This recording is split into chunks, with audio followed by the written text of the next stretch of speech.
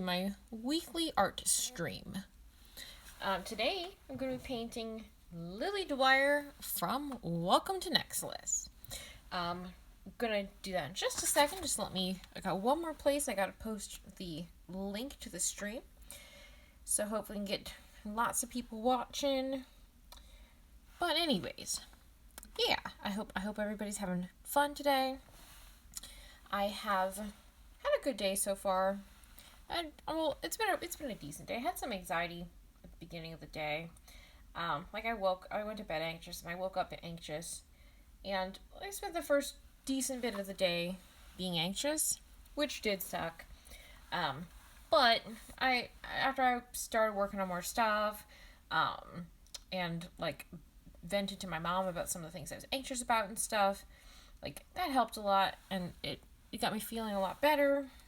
So it did relieve my anxiety and help me kind of get out of the rut of anxiety that I was in. It helped me shake it off, so that was a good thing. Just let me post this link. Going live on Twitch. Painting.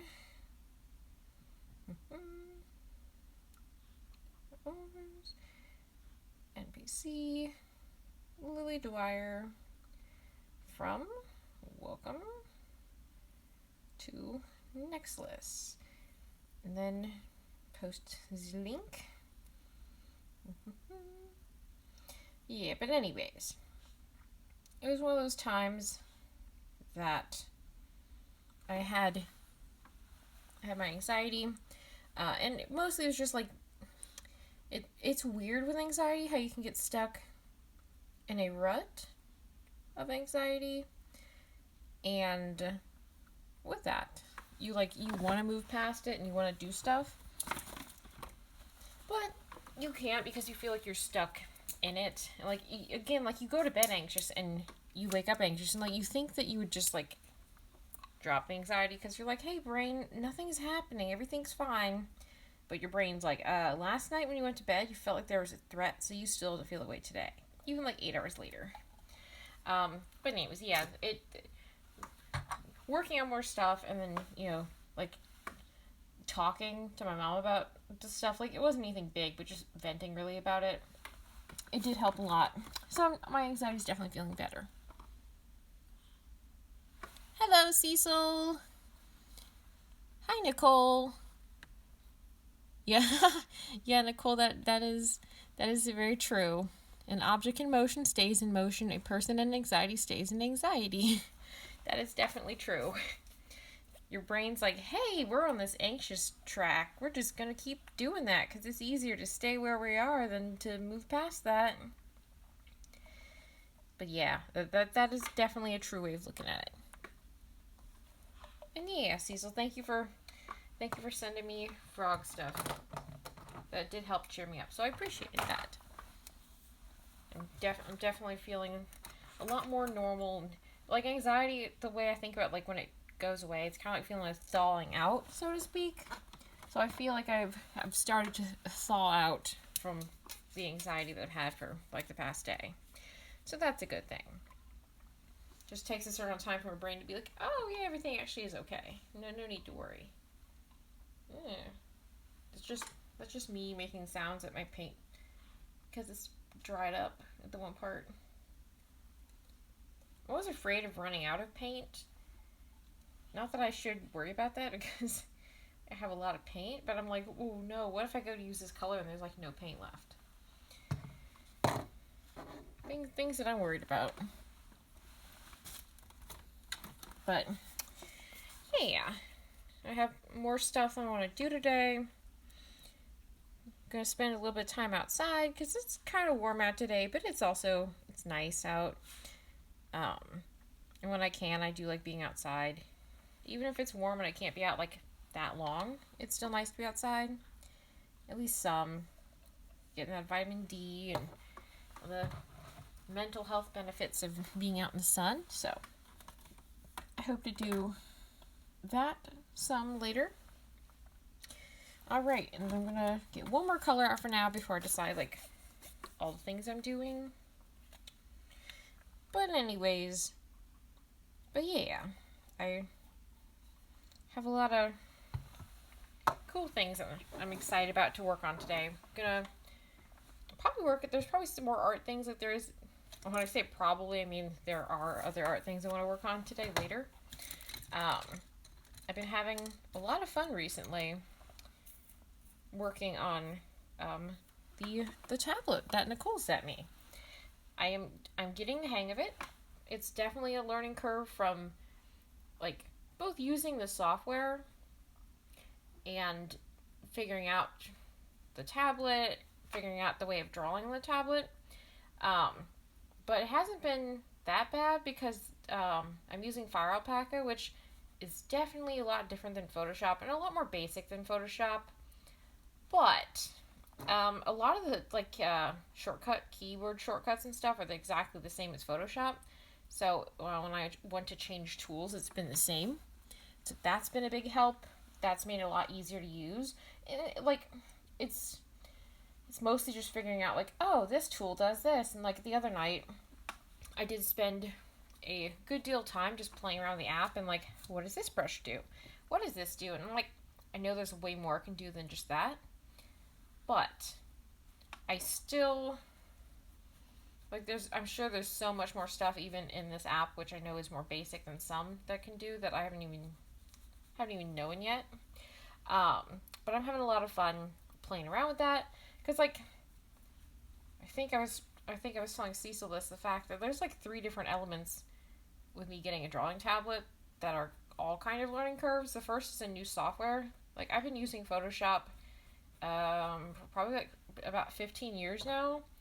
I did start when I was 10 because my uncle was a graphic designer, and I was I want to make stuff. I was always the precocious kid that was I wanted to figure out how to make movies. When I was 10, I was I'm going to write screenplays, and I'm going to have people in my movies, and I'm going to direct films.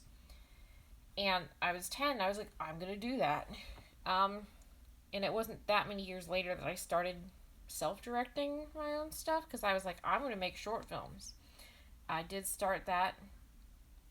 Well, no, I think I started writing books and stuff when I was 16, so I started that then. But a couple years after that, then I started, actually making films and putting them on YouTube and stuff. They were just, I was the only person in the films, but it was still a lot of fun to make them. But yeah, I was the kind of kid that I was I want to learn how to make websites because I'm the internet's cool. And my uncle encouraged it, and he was yeah, I'll teach you. And he didn't,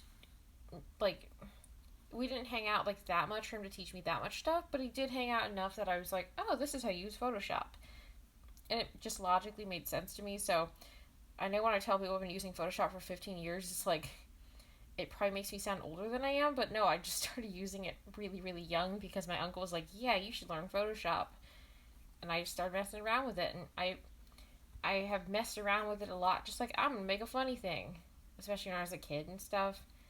And then I have used it for work, both in designing logos and stuff like that, and also in doing other stuff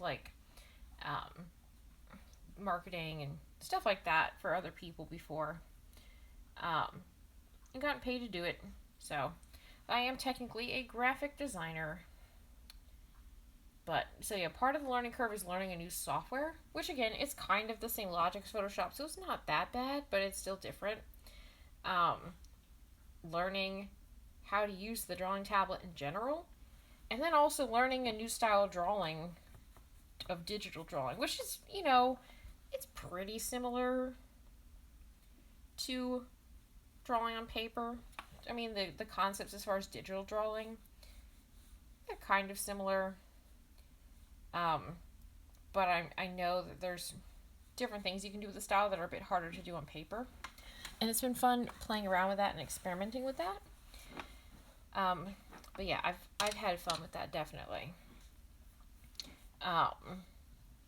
But yeah, so there's 3 different elements to doing a digital drawing that are all new to me.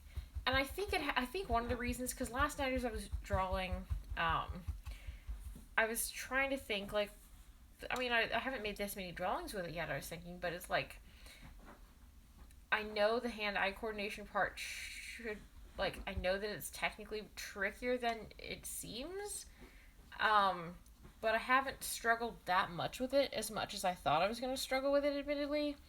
And I was like, I mean, like, but why? I don't think I have, I don't think my hand-eye coordination is that, like, oh, wow, that, like, I can just pick up the tablet and just know, like, oh, this is how you use it. But I think the reason there's been less, because I was thinking there'd be more of a learning curve, is what I mean by picking up a tablet and then having to only draw with hand-eye coordination. Because I'm like, when I draw on paper, I can see what I'm doing. But then it occurred to me that, like, this is what I've been doing. Any digital drawing that I've done on the computer for years I've never had a tablet. I've never drawn on an iPad. I have drawn on my phone with my finger, like some of those apps that they had. I need to draw some ears. I've never drawn with a tablet though, so I'm like, anytime I drew anything in Photoshop, I had to hand draw that.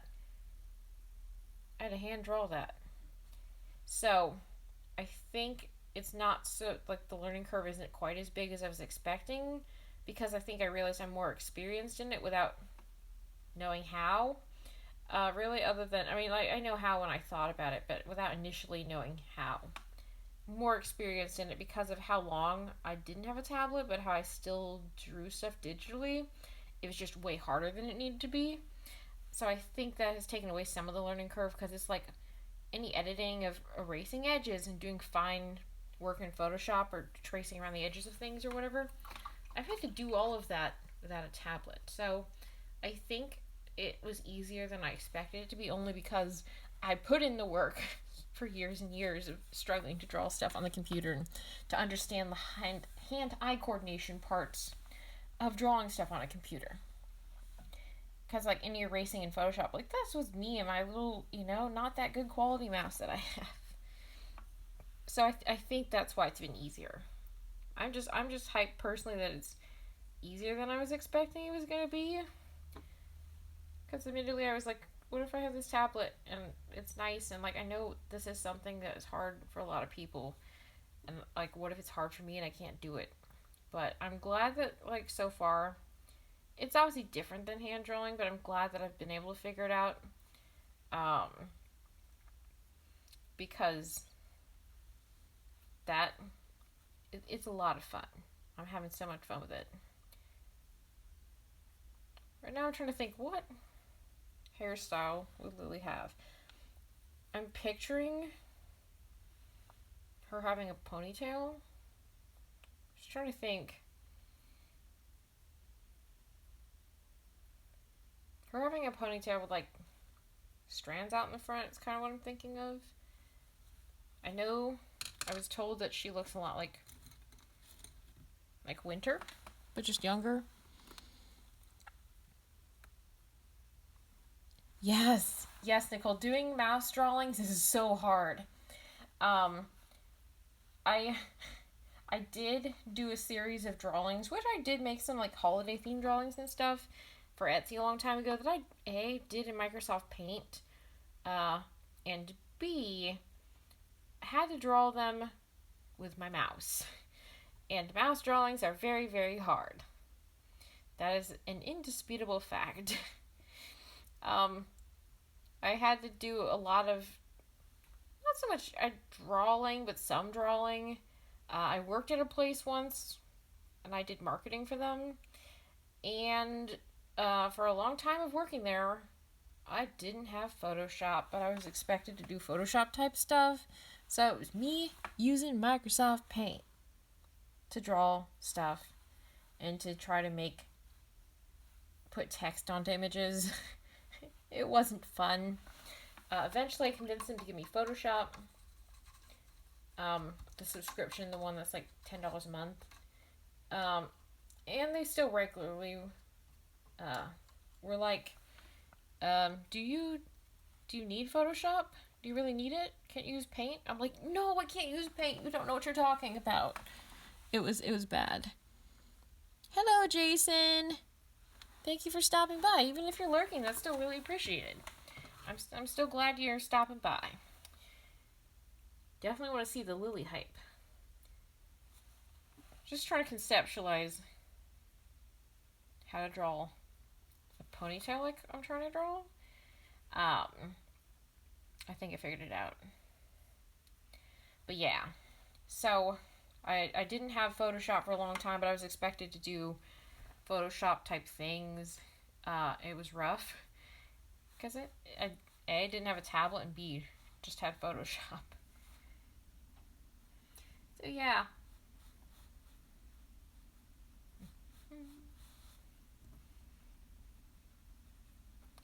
But yeah, I'm glad. Now when I make stuff, I have the tools that I need, and I'm having better tools, like now having a drawing tablet and stuff. So that's a huge help. But yeah, Microsoft Paint. Can't you use Paint? Yeah, I'm personally offended. I don't blame you, Nicole. I was offended too because they were the kind of company where you would you weren't surprised that they were doing that.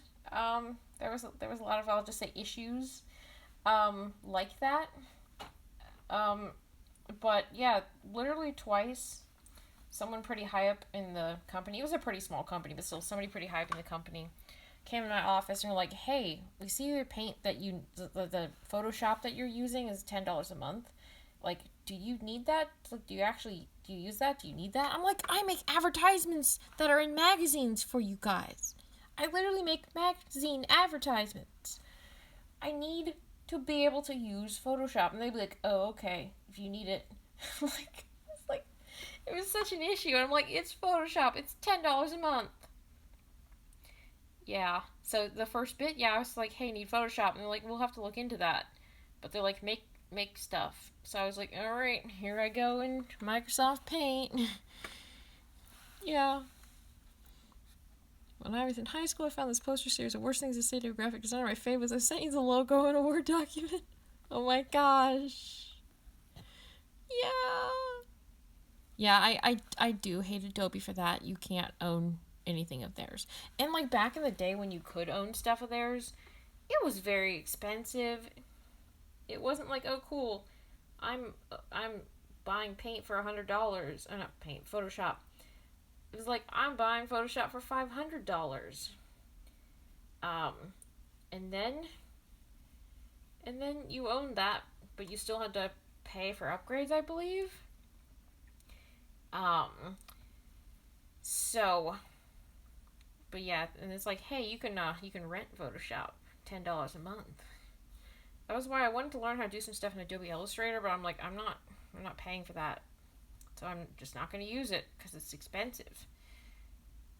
Not paying $10 a month also for Adobe Illustrator. But yeah, can't you use Paint?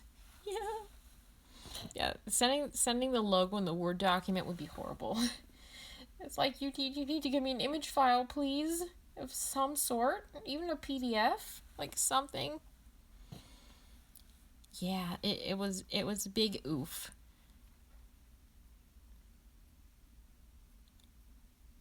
Yeah, I agree. I mean, a lot of things they do want in Photoshop document formats, so it's a bummer. And I just wish, hey, maybe make it a little bit more affordable.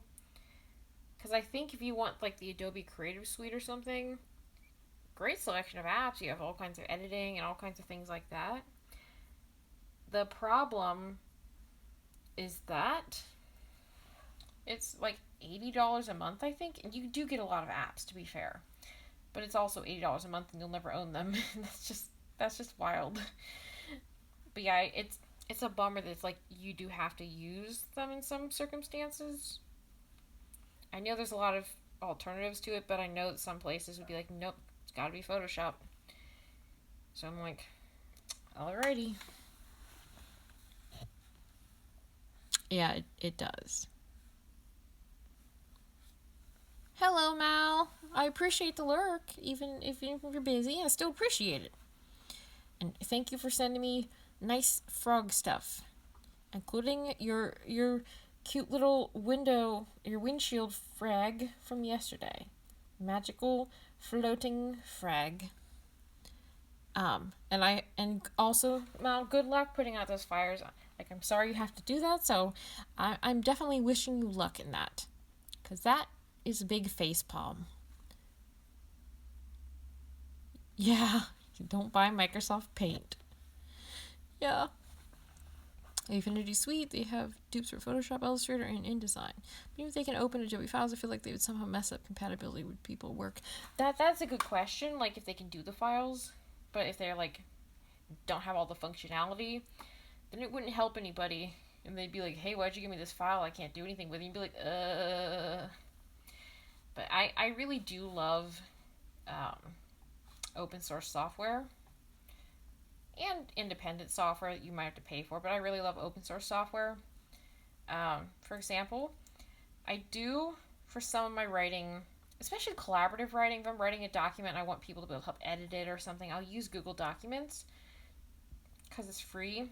I hate that on a Windows computer. A lot of times you have to pay for Microsoft Word. I'm like, why should I pay for that? On my computer, if I'm not trying to do a collaborative document, I just want a normal document on my computer, I'm going to use OpenOffice. OpenOffice is really good, has the same functionality as Microsoft Word, and it's free. It's totally free. I've been using that for like a decade, never looked back. Because we got a new computer and we're like, you can borrow Microsoft Word for like a year, but then you got to pay. And I was like, we're not going to pay for that. But yeah. Still paying the student price? They have no idea. Yeah. Yeah. That's a mood, Nicole. That's a mood. I have similar secrets.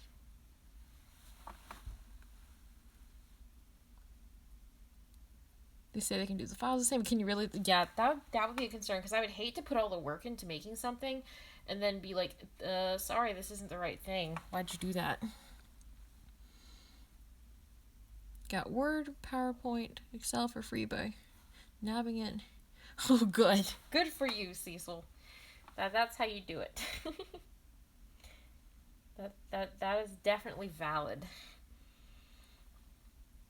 But yeah, I hate buying software. I will buy software if it's something that buying the software genuinely will benefit me and I really need it. But if there's a free way to do it, I'm going to do the free way. You know it. I'm not going to pay for stuff that I don't have to pay for.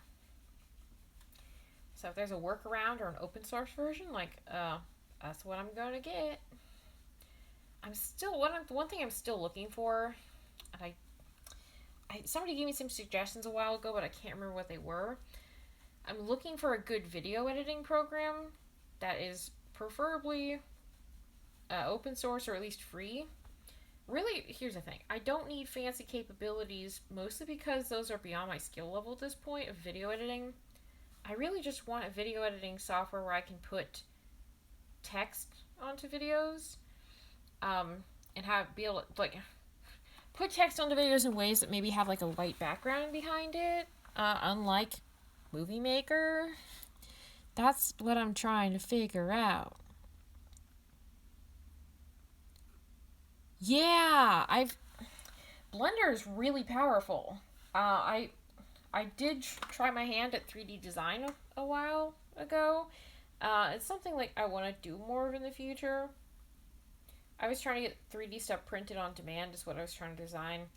And like I didn't end up using Blender because I just wanted to make something real quick, so I didn't want to have to learn all the stuff. But Blender's so powerful and it's amazing that it's free. Because it's like the Photoshop as far as capabilities of 3D design and modeling and stuff, which is incredible. I love that it's free. I'm really glad that it's free. Google Suite is better than like Microsoft Office. Yes, it is. Google is nice because like you can actually share your documents with people. And like a long time ago, I didn't really know anybody, and all my projects were entirely just me. And I didn't have anybody other than like my parents to send documents to and show them, and be like, hey, what do you think of this? So I didn't have to collaborate with people, and I just kept all my documents on my computer. But like a lot of them now, it's like I am increasingly doing a lot more collaborative projects. Or if the project itself isn't collaborative, it's like, hey, I want people to be able to read this. So I'll either type it up in not Microsoft, Google Documents or whatever, or I'll copy and paste it into it. Because then I can share it with whoever, and people can edit it and leave comments and stuff, and then I can be like, oh, there's an edit that needs to be made. Like it's really functional, and it's also free. Let me see. Oh yeah, see, so I didn't even think about that. I just looked right at the image part of like illustration programs. I didn't see the rest of it. I'll have to look at that. That's awesome. Yeah, I will have to. Okay, both Cecil and Nicole, thank you. I'll have to check that out because I just want a simple program, and it needs to be a little bit more complex than Movie Maker. Not that much more. I want to go put text into videos, have a background behind it so it actually looks professional, and so you can actually see it. And that's really the main thing that I want. I don't need a bunch of fancy features. It'd be nice to be able to make clips go in reverse or whatever. For some artsy films and stuff that I make, that is a nice feature to have. But I'm just like, I am not going to buy any video software because it's expensive. And iMovie on Apple computers is good, but iMovie on the Apple computer that we have that has it on it is incredibly slow and very clunky to use because the computer's probably a good 15 years old. And that's where Movie Maker is. iMovie, sorry. That's so funny that both y'all are talking about the same graphic. That's funny. I love that. So I'll have 2 copies of the graphic. Well, thank both of you very much for sending them anyways. It is a good graphic. And I'll have to check it out more. There's the way that I think of it kind of is like there's 2 sets of things right now that I'm like kind of have this mental checklist of like things that I'm looking for. And part of that is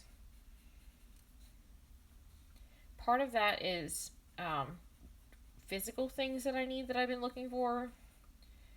For example, things like upgrading. Like basically, it's improvements that I want to make for my creative stuff. That's really what it is at the core. It's me getting a microphone, me getting a drawing tablet, me figuring out the situation with getting a faster computer so I can actually do gaming and stuff. And there's a few other little things that I'm kind of looking into, but they're not as important. Like at some point, this is not related to my creative pursuits. At some point, though, I want a unicycle. It's just a random thing that I want to mention. It's on that list. And there's a couple other things, like more stuff for making resin stuff. Some of it's more expensive equipment. Some of it's just more molds, to be honest. Or silicone to make my own molds, because that's something I want to do. I want to get more into making resin stuff for my Etsy, because I've seen some really cool resin stuff. But anyways, so that's like one part of the list is like physical things, and like eventually I would like a cry cut machine. I think that's what they're called. Somebody that I know has one, and it was really cool.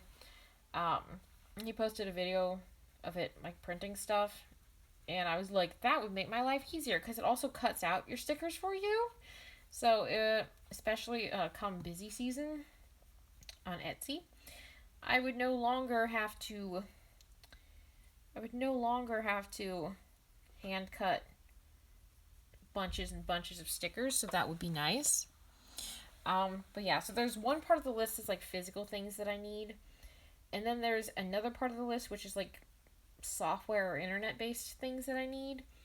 Basically, it's like a list of upgrades is really what the 2 lists are. They're not written down. It's like just a a mental list of like things that would make my life better and easier or allow me to create things that I want to create.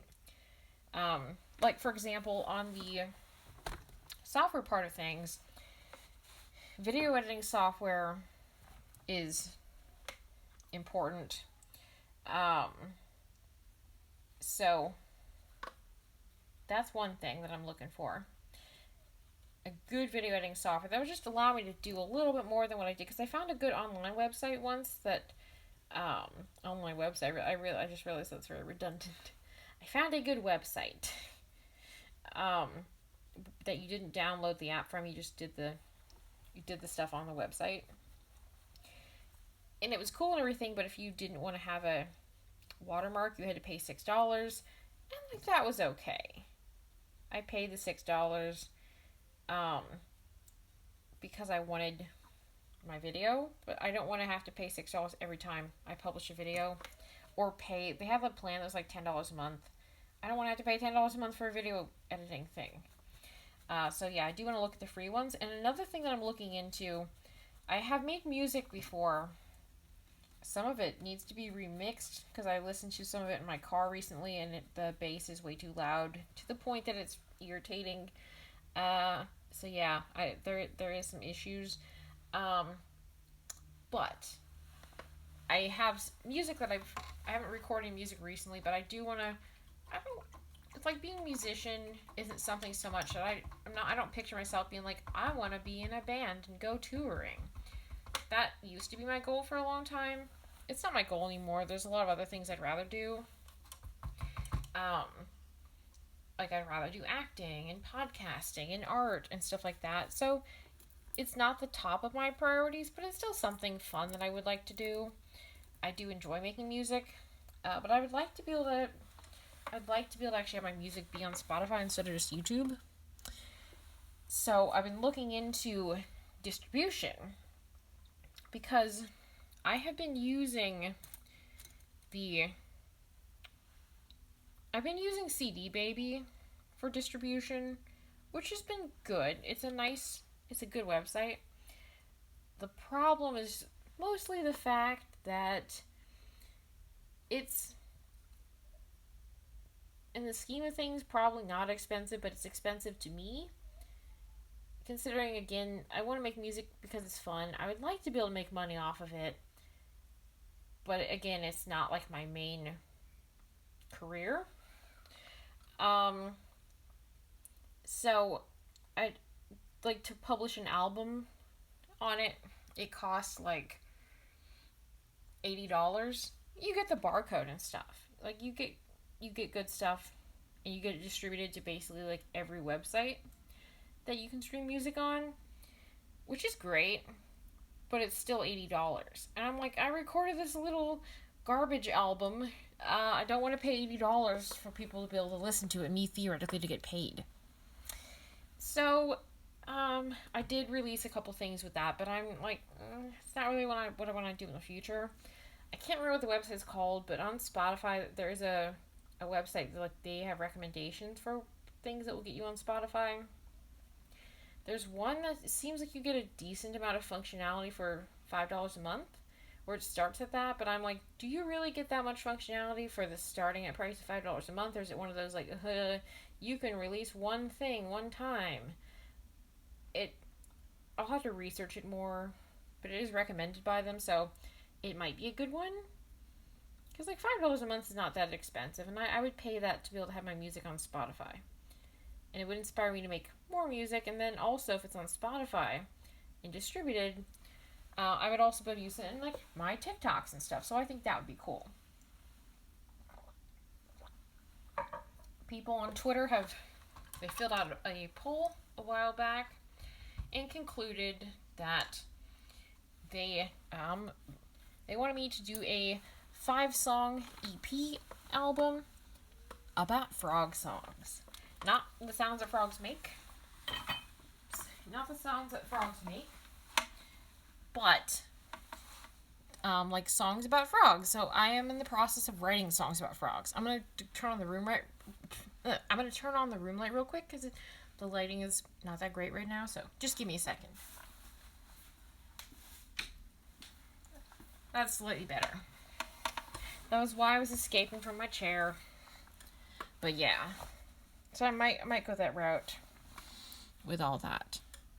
But just checking the chat. Yes, that is very helpful. Both you guys sent me the graphic. My only wish is that they label each one did. Unless you already use Adobe, you wouldn't know how to half of this program the titles are for. That is true. That would be an improvement to the graphic. I totally had to Google most of them. Yeah. A lot of them was like, when I glanced at it, I was like, what is that app though? So yeah. Even when I got my tablet, I started seeing the abbreviation of CSP, and I was like, what is CSP? And I was like, oh, Clip Studio Paint, and it made sense to me at that point. But yeah, it would be helpful if they would include that. What do you mean that's not a creative pursuit? Yeah. But yeah. Oh yeah, Reaper is great. Okay, cool. One-time purchase, I think it's like $80 for a personal. Okay, cool. I'll have to look into that. Because I do need to do a bit more video editing. I'm in the very, very early stages of it.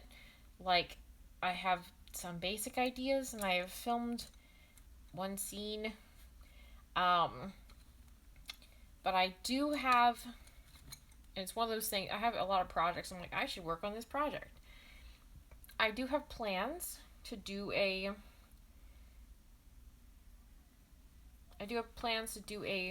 full-length feature film, but it will be filmed by each actor in their home or, their chosen location or whatever, just with their phone. And then all those put together, like I'll edit that into the film. It's in the very early stages, so I don't have that many details about it. But when I do that, I will need a little bit more video editing capacity. Because again, I'll be editing a feature-length film, and you know what? You can't use Windows Movie Maker for that. That would suck. But yeah, I want to do. There's just a lot of little projects that I want to do. And like speaking of video editing, this is a pretty basic video editing thing, so it's something that I could do with Movie Maker. But I made a post recently on social media asking about, trying to think how eyes are. Just give me a second.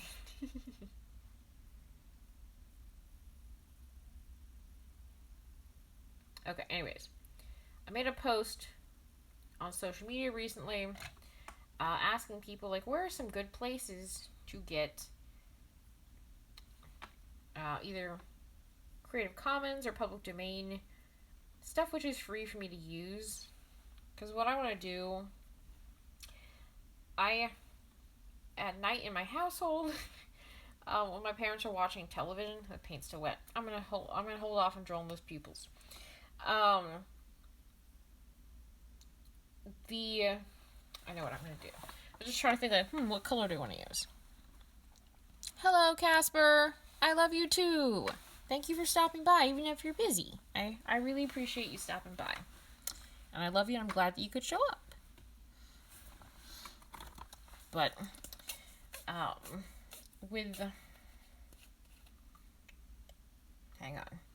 on. With a lot of the stuff, I was saying that at night when my parents are watching television, I amuse my parents, and myself. We know it's probably mostly amusing myself by doing bad Foley work to whatever my parents are watching. That's my hobby. So I will sing the theme song, or I'll go brah brah brah, or just make weird sound effects like that. It amuses me. So what I wanted to do for a while is have what I want to do for a while is have because I have a comedy YouTube channel, which I have not put anything on in a long time, admittedly, but I do enjoy comedy a lot. But yeah, basically what I'm going to do, find public domain videos and stuff that I am allowed to freely do what I want with, and then proceed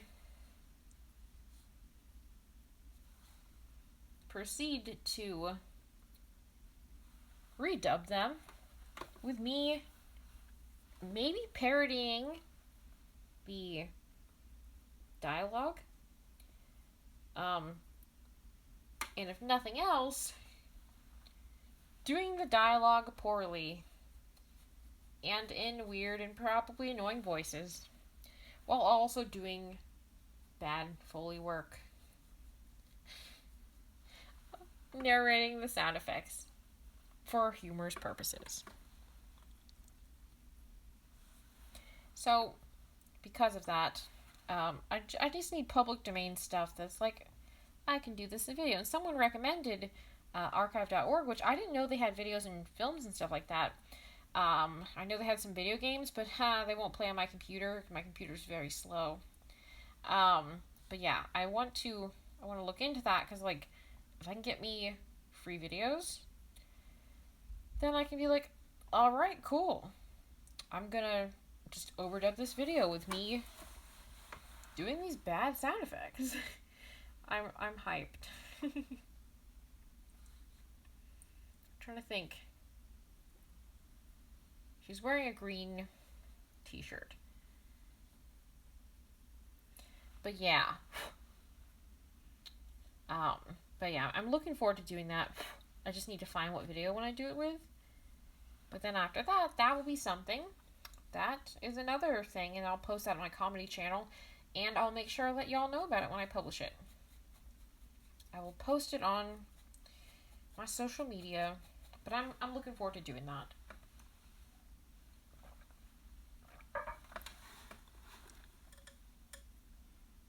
Have fun, Mal. Thank you for stopping by. I appreciate it. I hope that the rest of your work goes at least okay. Like, I'm sending the vibes for your work going okay. Movie maker for the video editing, paint for the movie poster. I see no issues here. That's very true, Nicole. Yeah, that's all you need in life. All I gotta do, I can make the movie poster in paint. Bonus points if rather than using a photo or something from the movie, that would be too easy. All I have to do in paint is add text.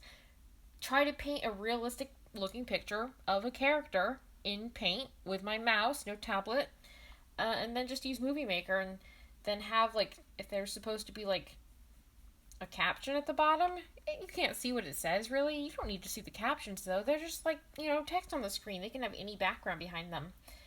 And then I can have what would be really cool, Nicole, in the scenes with the movie? Have that transitional effect like you have in PowerPoint, where, like, the slide, like, spins around and, like, has a spiral. That's how the movie seems, like, anytime it changes an angle. That's how it should transition. That would be perfect. Yeah, I'm just... That idea just tickles me. And that's probably what the company I worked for before, if they made a movie, that's how they would have done it. Like, can't you just use Movie Maker? But yeah. The thing which is wild about that company is they wasted money on so many things. They had things, they spent a lot of money on things they did not need to spend money on. But yet, they're like, Photoshop, $10 a month. No. That's terrible. I mean, I guess if you really need it, okay, but, if you ever don't need it, like, it was just wild. Yeah. But yeah.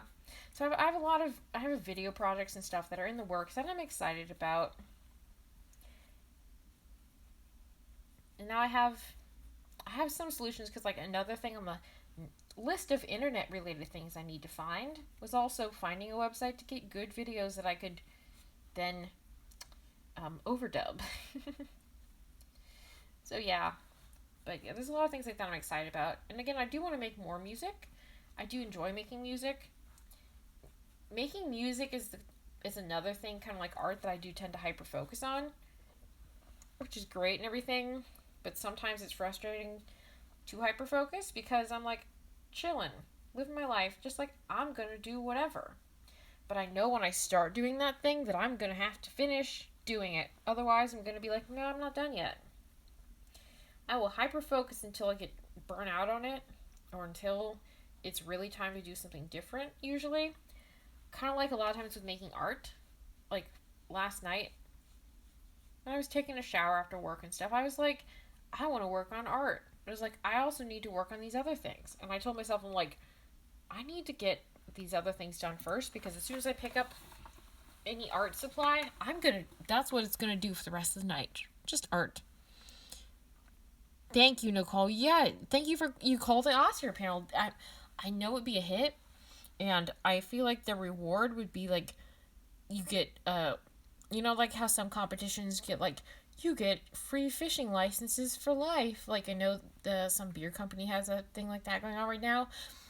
Your prize for winning the Oscars, they give you a Photoshop subscription. The Oscars would love my film though. The people would want to hang up that film poster in their walls in their bedrooms. I just know it. But yeah, but this is amusing to me. These ideas.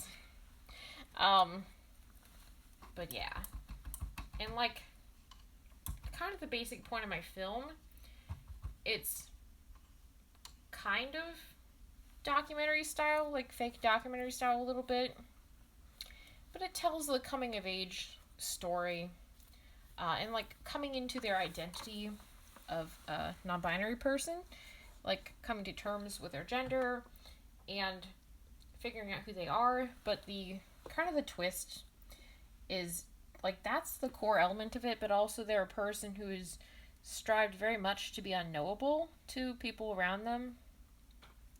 So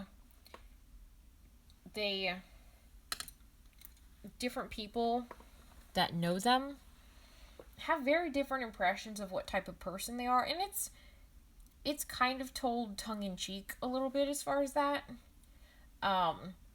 It's maybe a little bit surreal, kind of like a Wes Anderson film a little bit in that sense. So it's like different people have different impressions, and there's a variety of interesting and colorful characters that know the main character. The main character's name is Frankie, and so basically a lot of the film is those people talking about kind of mockumentary style, discussing the like what they know of Frankie and describing Frankie and stuff, telling stories and stuff about what Frankie has done before. And there's only one person who actually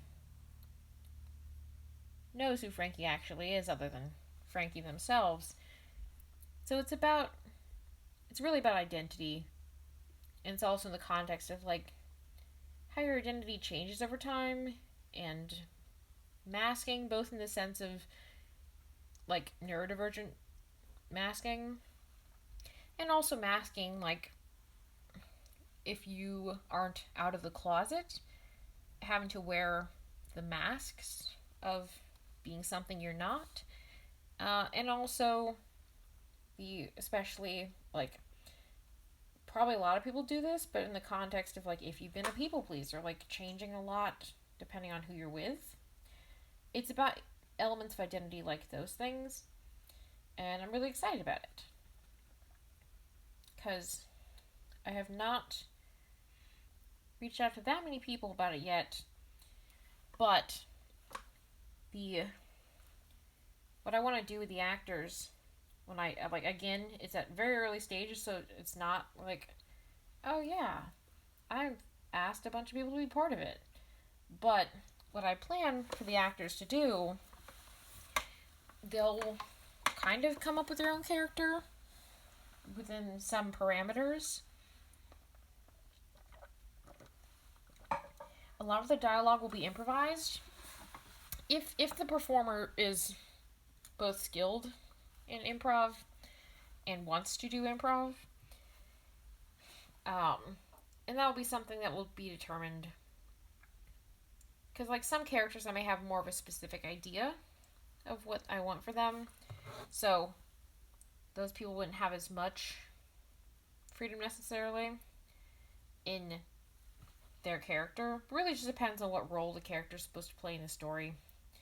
But yeah, different people will have different levels of improv based on whether it's more of an open character. And I'm like, hey, this is a basic concept. I think you do great with it. Or if it's more, this character needs to be like this. But there will be, probably some improv involved for most people involved.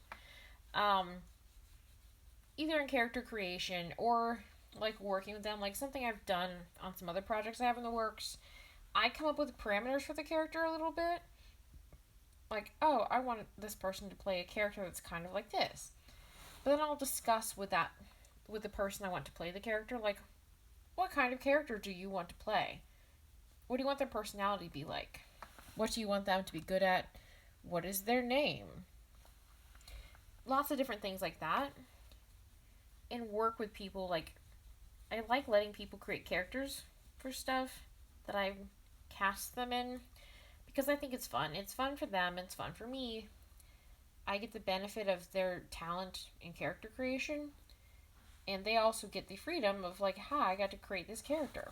So they get to be part of, what I'm creating, which is a lot of fun. It's something I enjoy doing. So, because of that, I do like doing that whenever I can. And I'm excited that some of the projects I'm working on do have that as an option. But definitely, that's something I would ideally like to do this year. Like, filming won't take long because, again, the concept is filmed kind of documentary style, so it's not fancy shots or anything. It's mostly just someone sitting in front of the camera and talking. And they'll have different scenes about different things and stuff to help tell the story. But it's kind of it's kind of hard to picture how. Like, I have a specific image in my mind of, like, if you put tape down in a shape and you paint over it and then you peel up the tape, what is left behind by the tape with all this paint surrounding it is like what you're seeing, but the shape that you left with the tape is defined by what wasn't the tape. So the character Frankie is defined, like, they're the tape on the paper. The stories everyone's telling about them are the paint you're putting over the tape, but you peel up the tape, there's Frankie, there's this shape that you made, and you see who they are by kind of proving a negative in a way, almost, of, like, this is what they're not, and then they're in the middle of that. Like, I don't know if that description makes sense. It's a very specific image I have in my mind, and it's hard to explain it. But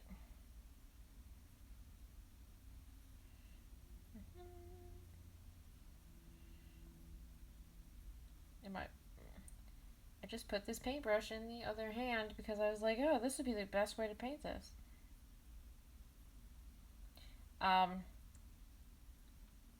Which reminds me,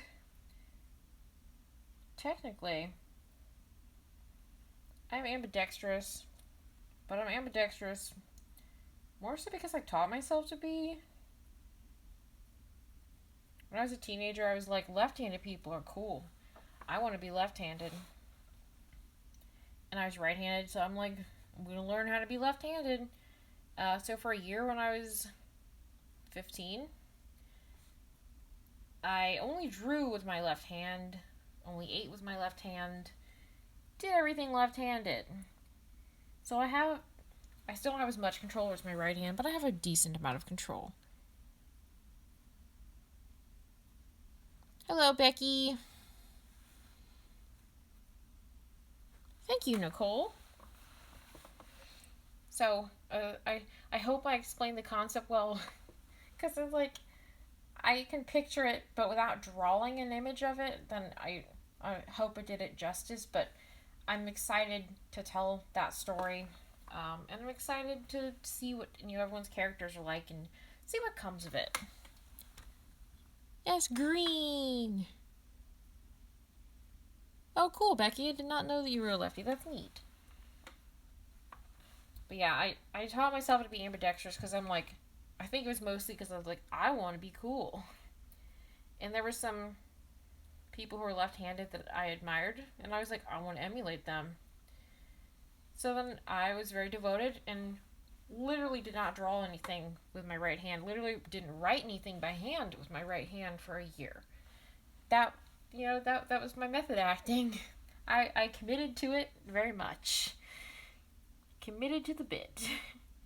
So, but yeah, just it's funny because I was just painting and I was like, just like noticed, like, I'm gonna put it over here, and I'm like, wait, and I kind of hesitated because it was just second nature. Like, I should put the brush over here to paint this little bit.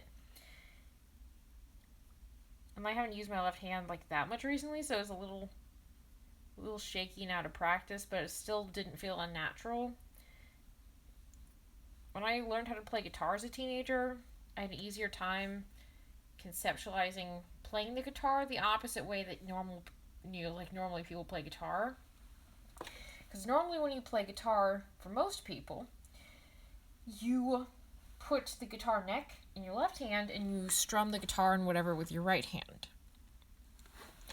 But I was having trouble doing that, and I learned that some people play guitar left-handed because it's what hand is strumming is what hand you're playing guitar with theoretically. So I took my regular guitar, flipped it over upside down, learned how to play guitar upside down with holding the neck in this hand, but the strings were still, like, you can't restring the guitar without drilling different parts of it and stuff. So I couldn't restring the guitar, didn't have the ability to do that. But I was like, I'm going to play it upside down. So I literally learned how to do chords and stuff upside down, which was hard and kind of clunky, but I actually got real good at doing that because I wanted my parents to buy me a left-handed guitar when they got me a guitar.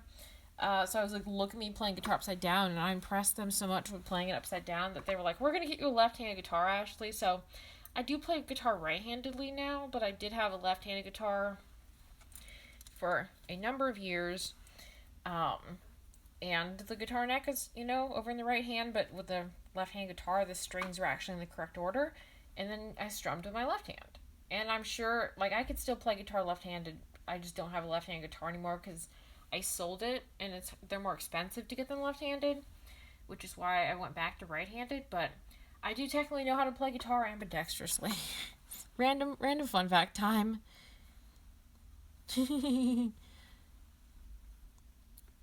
Yeah, I'm sure cutting hair left-handed is hard because I also know scissors are not made for left-handed people. I know they have special lefty scissors, but it's still just like, and I'm sure also in hairdressing they're like, yeah, you just do this, and you're like, I do it the opposite way. But yeah, so the random fun fact is that I taught myself to be ambidextrous because I was a pretentious teenager. It's really the truth of it. And there's still, even though I mostly do stuff with my right hand now, I'm still proficient with my left hand. It's easier to use my right hand, so why to make my life harder for myself? But there are habits that I've retained. For example, anyone who has seen me eat may have noticed that I eat with my left hand. Most right-handed people eat with their right hand. Not all of them, maybe, but it's more common. But that's a habit that I retained from when I was left-handed, because I used to eat with my right hand and read a book with my left hand, but now I read or type on my phone with my right hand while eating with my left hand.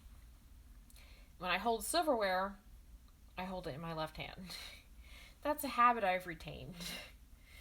So it's and I also drink tea generally with my left hand. So if someone saw me holding a teacup, they would think that I was a lefty, but not quite true, but not incorrect. I think also I was hyped with the idea of being left-handed because again, me being like pretentious teen, class I was at once, the teacher was like, do this with your dominant hand, like an art class. And this one kid was like, what hand should I use? I'm ambidextrous. And then his sister was like, I'm ambidextrous too. And I was, like a 10-year-old, I was jealous. I'm like, they're ambidextrous. They're cool. I want to be cool like that. Yeah, it is intriguing. Like, it's amusing to me when I think of it. But it was something as a teen, I'm like, this is what I want to do. I'm like, I don't think about it anymore, but that was like 10 years ago. And ever since I started doing that, like, consistently since then, I've eaten with my left hand. So it's just funny. It's funny thinking about stuff like that. And thinking about, like, where it came from. But that's the history and, like, kind of a little fun fact. You see me eating something ever, there's a huge chance that I'm going to be eating with my left hand or drinking tea with my left hand. And it's funny how that's something like prior to me deciding that I wanted to be left-handed or ambidextrous, I did those things with my right hand for the first 15 years of my life, but then I was like, I can change it, and then, it's changed. It's interesting how brains work, and also, like, kind of how it can be rewired like that. And also, like, I'll comment on another thing. People who are naturally left-handed, like, the whole history of that is just wild. Including, like, I listened to the episode of Schmanners about that. But just that, the whole, like, I don't remember all the facts about it, but it was, like, considered, like, bad and evil if you were left-handed.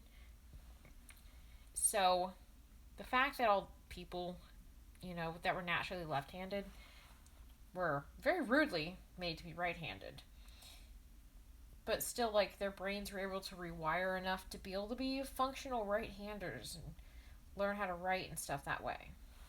Which I mostly just think it's interesting how your brain can be rewired even into things that seem so intrinsic, like which hand is dominant. There's still things that you can, if you want, and you practice enough, can theoretically be changed. It was because I was so devoted, like, I've got to be left-handed.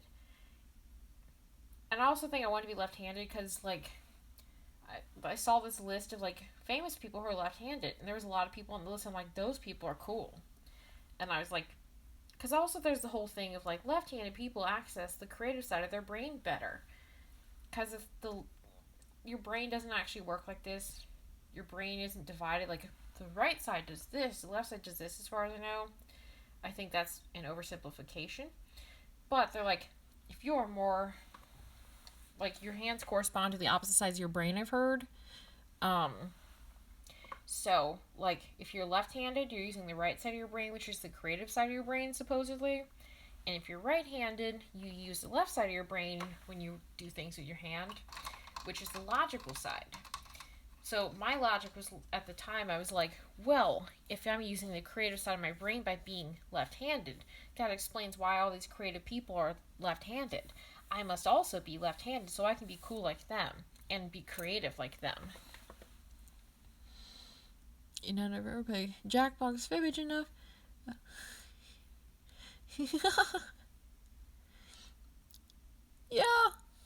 Yeah. I don't know that much about the Jackbox games. Is that a game where you have to use your dominant hand or something? My mom can't get their hand. Yeah, I know a lot of times people who were left-handed were treated really poorly in school and stuff, which is sad because I'm like, why would you do that to children just because they're left-handed or looked down upon? I have a couple left-handed people in my family, and I don't think they're still left-handed. I don't think they were treated too terribly, but I also don't think that their teachers necessarily were that hyped because they were going to school in the 60s, and I still think in the 60s it was still not cool to be left-handed. Like, it maybe wasn't as bad as it used to be, but it still wasn't great. My left side has no brain wrinkles. Yeah, that's how brains are. This hand channels the art. Yeah, I was like, this hand's gonna access this creative part of my brain, and I'm gonna be more creative. I'm gonna be like these heroes of mine. Um, like at the time, and the reason I play guitar left-handed, like one of the main people I looked up to, I was obsessed with the Beatles, so I was like, Paul McCartney is left-handed and plays guitar left-handed. I want to be like Paul McCartney. And I'm like, Paul McCartney wrote all these great classic songs that, a lot of people know. If I am left-handed, I can be similarly creative, maybe. So that was my logic, and I don't think being left-handed made me any more creative.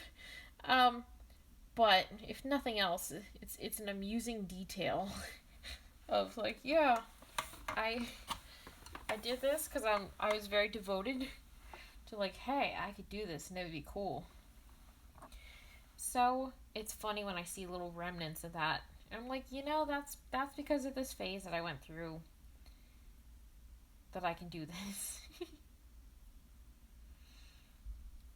So I find it amusing. Jack Bice says Mario Party, but more than mini games, kind of sort of making lies about various topics, tricking others with your lie, and guessing the truth. Vivid enough about you is a game, but about you is the other play. Okay, cool. That makes sense. I've never played Jackbox games, so I do not know what all of them are. I know they're like little games, but that's about the extent of my knowledge of them. But yeah.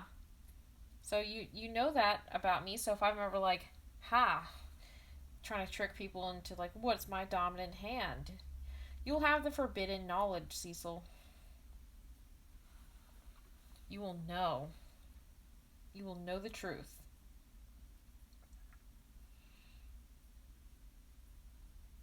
You'll know facts about me that are just wild. Kind of like the story that I tell people about how I got my chicken suit. It is true and it is wild.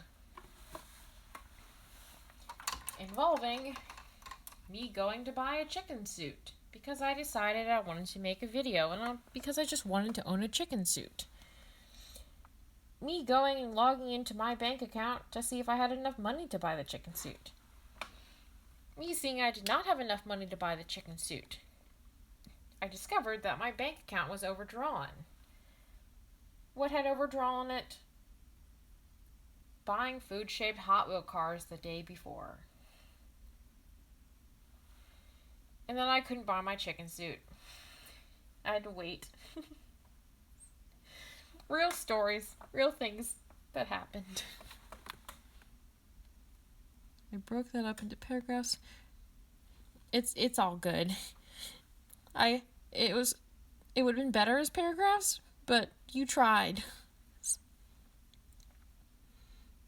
Well, yes, the end of that game, you fill in one truth and one lie, and people guess the true one. I always blank on what to... I don't blame you, because like trying to think about... You have to think about the context of the person. And depending on the person, like they might have some pretty wild stories that are true, so you might go, that both of them are wild stories. Which one is true? Which one isn't true? Because if it's something you see both of them doing.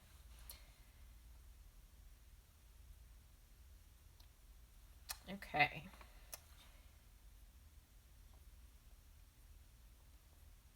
And gonna do a different theme for her background. Gotta let that paint dry just a little bit more. But I will start working on the background. But I'm trying to also think, like, what should be on her buttons?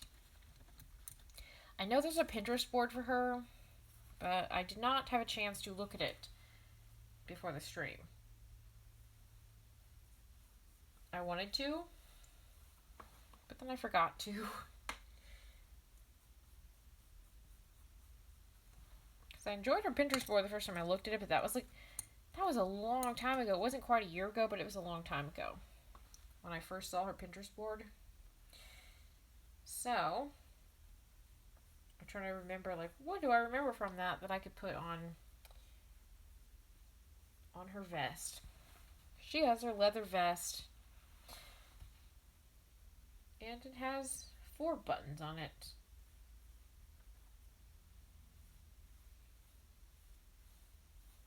Because I can totally picture her. She would definitely own buttons.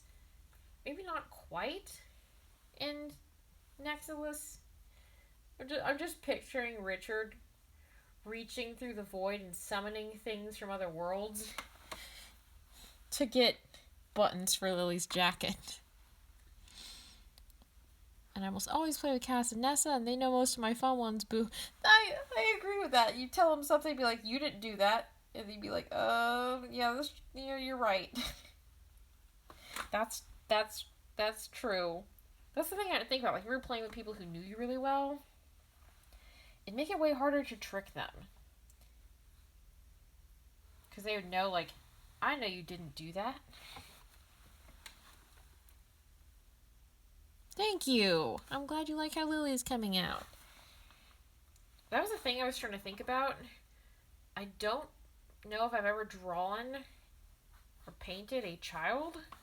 So I was trying to think about, like, children are different shaped than adults. So I was like, I'm going to make her eyes a little bigger than the adult ones. Because children's eyes are a little bit proportionately different, like, to their face shape. I don't know if this is a true fact. No, I don't know if it's true or not. There's some fact that I heard. There's some part of the human body that, I believe so. There's some part of the human body that's the same shape and size when you're born. It doesn't grow. And I can't remember if that's your eyes or not. But if so, that would explain why children have proportionately larger eyes, and then eventually their, like, face grows into their eyes, and then their eyes are more proportionate. But I can't remember which part of it is. Don't worry, Ashley. Kids are just small adults. Yeah, that is true. They're not that much different. It's like their faces maybe are a little different shaped, and their proportions might be a little different, but yeah, at their core, they are just small adults. They're adults who have not sprouted yet. Little bean. Yeah, she's a little bean.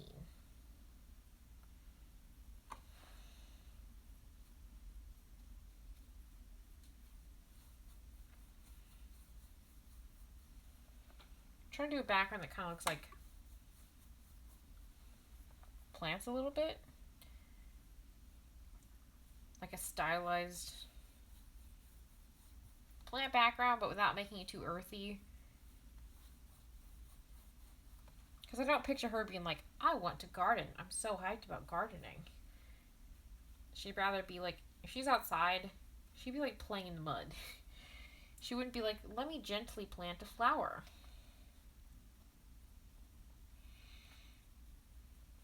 I'm just picturing like Amir trying to plant flowers, and Lily's just like digging up mud and dropping mud balls into the mud.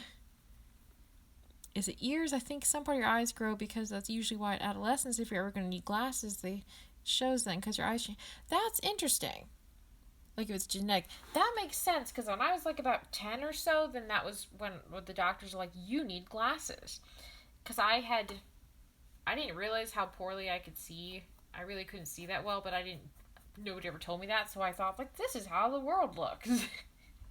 It was a huge surprise to me at 10 when I was like, oh, this isn't how the world actually looks. The world is not as blurry as I always thought it was.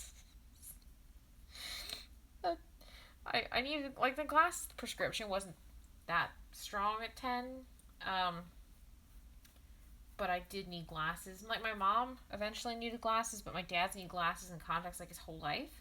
I used to have glasses, but now I have contacts, and it's only because I have eye insurance through work, and eye insurance is cheap, so it's cheap to get contacts.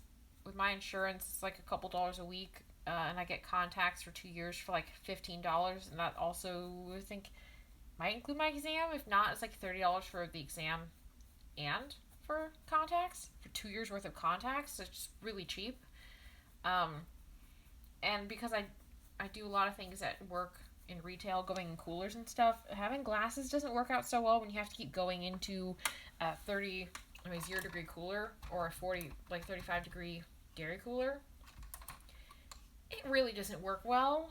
You can't see anything, and you come out of the cooler and you can't see anything again. So having contacts works a lot better for that.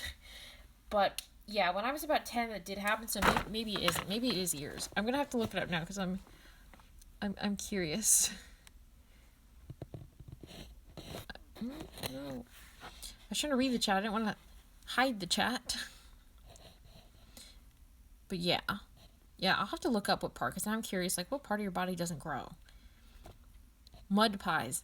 Yes, she would make the mud pies, and Amira would be like, oh, I'm planting a pretty garden. And then she'd just, like, have a mud puddle and just throw a mud pie into it. Funny story, I did that to my sister once as a child. I played in the mud so much as a child, well into my early teenage years. And to be honest, if I had a good mud pit, I would still do it. But as a child, we would dig holes somewhere in the yard that, like, wasn't in the grass or anything. We would fill it with water, and we'd have, like, our Polly Pockets and stuff, and they would go swimming in the mud. My sister, who was 4 years younger than me, and I would make the Polly Pockets, like, play in the mud. It'd be, like, their beach day. They'd have mud slides and stuff. We could make mud castles for them to crawl around on. So we had a lot of fun with that. Problem. We'd have, like, this big puddle of muddy water, and I made this gigantic ball of mud, and my sister was crouching right in front of this mud puddle that I made, which was mostly, like, muddy water. It wasn't so much a puddle, it was mostly like a pool, really. And I took this giant mud ball, and I threw it into this puddle that she was crouched right in front of. And mud splashed everywhere. Needless to say, my sister wasn't happy. She wasn't amused. She was wearing a shirt, and it got stained with mud, and I don't know if it ever recovered from being stained. I might have ruined her shirt with my mud pie. And I was like 10. That was me. So I can picture Lily doing the same thing. That's what I'm trying to say. Hello, Chelsea! But yeah. Well, I get that. I was the same way around late middle school. Yeah. Like, I think that's when your eyes are changing. Your eyes are like, this is not a vibe. And then you're like, what? And you're like, wait, I can't see. And your eyes are like, ha ha ha ha ha. They just evil laugh, and like that gif with the witch from, I think, Snow White disappearing beneath the trapdoor. That's how your eyes just, they go, Moo! And then they disappear in the trapdoor. And you're like, wait, I can't see anything. I need glasses now. And you're like, they just don't say anything because they already said their piece. Google says nose and ears get bigger, but because of gravity, not physical growth. That's terrifying. Oh my gosh. I don't know what to do with that information now. So they don't actually grow. Gravity just messes with them. That's just wild. I did not know that. What do I do with that information? Now I have forbidden knowledge. Our brother and I do all the time too, playing the mud. Yeah, playing the mud's so much fun. And like, that was a thing. Like, especially like, because we lived in Florida for a portion of my growing up. We lived in the Midwest for the other portion. But for the Florida part of growing up, my sister and I really liked going to the beach. I liked going in the water. I wasn't like, I want to lay in the sun and get suntan. I was like, I want to go in the ocean. But also on like the edge of the beach, one thing, and this, admittedly, I will still hella do this at the beach. If I go to the beach, I don't care if people are staring at me and they're like, what is this person doing that? I'm going to crouch by the edge of the water, and I'm going to make a moat, and I'm going to make a sand wall in front of it, and I'm going to try to protect my little beach hole from getting destroyed by the waves. I still want to make sandcastles, and I still do when I go to the beach. And I will do that shamelessly. That's me at the beach. Yes, exactly, as I should. There's no age limit to making sandcastles and stuff on the beach. I'm not going to stop doing that because I'm like, oh, not a kid anymore. I can't make a sandcastle. I can't pretend to protect it from the ocean by making a wall of sand. No. I'm going to keep doing that because that's what I'm there for. That's why I'm at the beach. Which brings me to, like, I could go on with this for a long time, but I want to say there's a lot of things which are just ridiculous that it's like, you are this age. You can't do this thing anymore. I just think that's really wild and ridiculous. Like, okay, but who decided that when you're a certain age, you can't do certain things anymore? Like, for example, things like, oh, that's for kids. Like, I don't care if it's for kids. I like it. I'm going to do it. I went through a phase in my teenage years where I was like, I'm a teen. I must be mature and responsible. I can't like kid stuff anymore. I am almost an adult. When I'm an adult, I'll have to be mature and responsible. The problem is that that didn't bring me any joy. Because I was like, I can't like plushies. I can't have this colorful blanket on my bed. Because, like, that doesn't match what adults are supposed to do. And I find it funny because that was me at, like, 19. And before that, too. But me at 19 is like, I can't do this. I'm almost an adult. I don't know, I was an adult at 19, but... anyways. Like, and you see me now, and I'm like, I'm eating dinosaur chicken nuggets and drinking a juice box. I got the like hash brown patties that are shaped like smiley faces. And that's me now, and I find that really funny because anyone who sees me now or sees my social media, me is like, look at my dinosaur shaped pasta. But I want to say I did go through a phase in my teenage years where I was like, I gotta be an adult. I can't like the dinosaur pasta. But now I'm like, give me the dino nuggets. People are like, what? I'm like, dino nuggets now. So I think it's just like, it doesn't make any sense why they're like, you're an adult, so you can't eat dino nuggets. Dino nuggets are objectively cool. And there's a lot of foods in the world. Thank you, Casper. Almost done. I'm just trying to figure out what to put on her buttons and gonna do her mouth. And we're gonna see if I want to do anything else in the background, but almost done. But yeah, thank you. But yeah, it doesn't make any sense to me why there's so many things in the world that are like, you can't do this because you're this age. I'm like, there's literally no reason that you can't do those things. Other than somebody telling you, oh, you can't do this. There's no actual reason. And that's the thing. Like, getting over my shame of those things when I was in that phase where I'm like, I've got to be an adult. I'm telling you, when it's not a pandemic, I will shamelessly go to the fair and I will ride on whatever rides I'm allowed to ride on. Based on, there are some that are like, if you're over this tall, you can't go on it. So I can't go on those rides even if I want to. Because they're not built for anybody larger than a child. But the thing is I will absolutely, any ride that I can go on, if I'm allowed to go on it, I'm going to go on it. Occasionally, the people running the rides will make a sour look at me. I don't care. One person one time was rude and they're like, you can't go on this ride. And I was like, okay. And they're like, it's a kid's ride. And they made this weird look at me and I'm like, it was just one of those mini dragon roller coasters. And I don't think that I was taller than the height limit.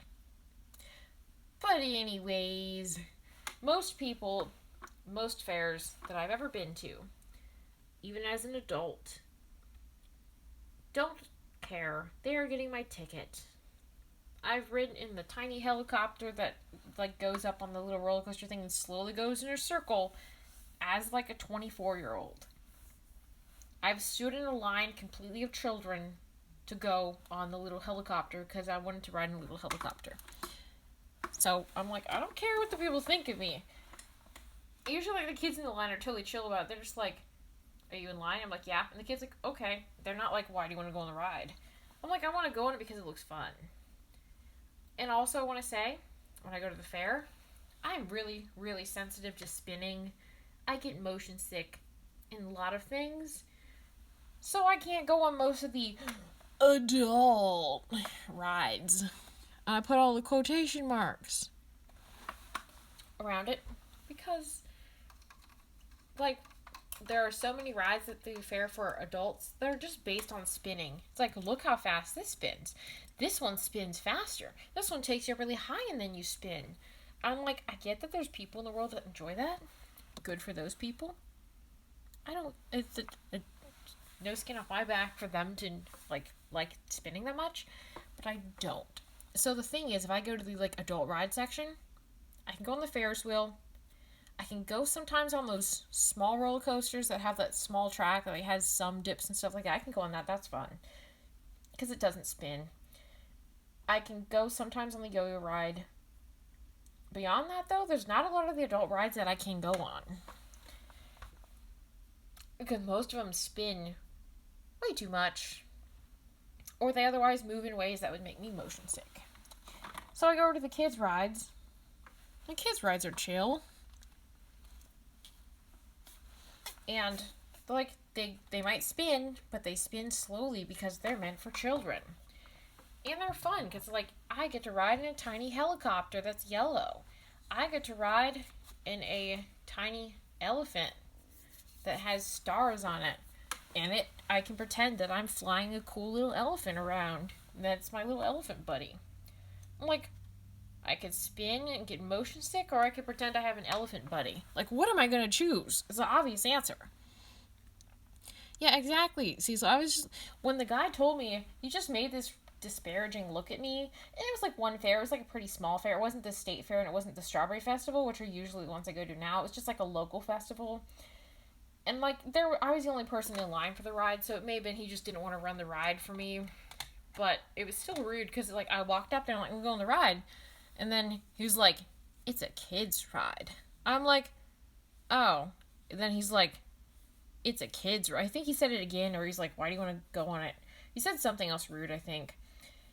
But I don't think there was a weight or height limit, because, like, parents ride on the, like, Dragon roller coaster all the time.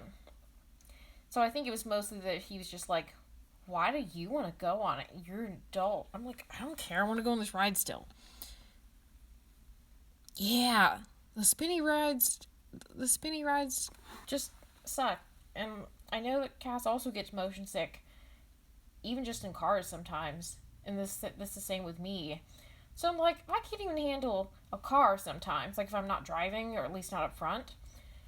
If I can't handle going on a boat or an airplane, which are pretty chill in comparison to some of these rides. Like, why would I go on a ride that spins that much? Nessa doesn't like rides, so I've gone by myself on those. That's definitely valid, and no one should cramp your style, Cecil, wanting to go on any ride that you want to go on. But I have a lot of respect for people who go on the spinny rides, because, like, I see a lot of people on them, and I'm like, that takes more guts than I have to go on the spinny ride. So I have a lot of respect for you and your ability to go on spinny rides. And that's the thing, like, it should be normalized to be an adult at the fair, even if you're there by yourself or something. Don't just go on whatever ride you want to go on. It shouldn't be weird, like, why do you want to go on the tiny helicopter? Like, when I went on the tiny helicopter ride at the state fair, I believe it was, no one said anything. I was in the line. I wasn't with any of the children. Nobody said anything. No one made any faces at me. I will say that when I go to the fair, a lot of times I'm mistaken for like a 12-year-old boy. And that might help. But there have been some times I've been there and I might regardless of what I am looking like, they're just like, they shouldn't care. Their job is to run the rides. Their job is not to judge the people going on the rides. Like, if you want to go on the ride, just like go on the ride. They're giving the ticket. They're getting their pay. They get paid the same whether or not they let me go on the ride. And as long as there's no actual reason I can't go on the ride, like a height or weight limit, like, let me go on the ride. Exactly, it's a ride. I'm not harming anybody. It's literally like, if I want to ride on the little elephant, then like, that doesn't hurt anybody. It's me going into a ride, sitting in my little ride capsule, and having a good time. Or me going through, like, a fun house. I am a fan of fun houses because they have so many, like, weird random things. My very favorite fun house ever was at the Strawberry Festival. Probably 2 years ago, I think. I think that's when I went to the Strawberry Festival. 2019 is what I mean. And they had I really love the really big fun houses. I'll go through any fun house. I love the really big ones, though. It's a really, really big fun house, and it was dinosaur themed. There was everything inside. It was like Jurassic Park themed. There's big dinosaurs on the outside, like really big, and they're really cool looking. And then there was also like the stuff inside was dinosaur themed, so you had like vines you walk through and stuff like that. And there's just pictures of dinosaurs over. I was so hyped. There's a picture of me at the last fair I went to, being only a handful of inches above height minimum. That's definitely valid. See, you almost could ride the little children's rides. Like, that's a perk. You just gotta scrunch down a little bit, and then you could just, like, go on the kids' rides. You could ride anything at the fair. And then you just stand up tall if you want to go on the adult rides. You'd have the best of both worlds. Being able to go on any ride you want. But yeah, that's one thing I look forward to being able to do again when it's safe to, and when I'm vaccinated, because like I very much enjoy going to the fair. Like I will go to the Strawberry Festival and the State Fair and stuff like that. And it's fun just walking around. I love the aesthetic of the fair a lot. I love all the lights and neon and colors and stuff. Really surprisingly to me, it's a fun and stimulating environment where I usually don't get sensory overload, even though I get sensory overload going grocery shopping sometimes. Which is wild to me because, like, the fair is very loud and very busy. But I'm like, this is fun. This is my stuff. This is my jam. And then I go into Walmart and I'm just like, like, it doesn't make any sense, but that does happen because I don't think I've ever had a problem at a fair, but like I'll go into a grocery store and I'll be like, nope. And I'll put my earplugs in because like, it's too loud in here. And this just doesn't make any sense. But I do miss going to the fair because the fair is so fun. I love going to the fair. I miss being able to go on my rides and eat my funnel cake. The last time I went to the fair, it was really, really heckin' windy out. And the last time I went to the fair was in 2020, but it was in February. COVID hadn't hit yet, so that's the only reason why I was at the fair. But it was so windy out, I was trying to eat my funnel cake and had powdered sugar on it. And the wind was blowing from behind me, and my mom and my sister were walking in front of me. And then I'm just like, I looked at their backs, and their backs were coated in powdered sugar. And I was like, oh no, what have I done?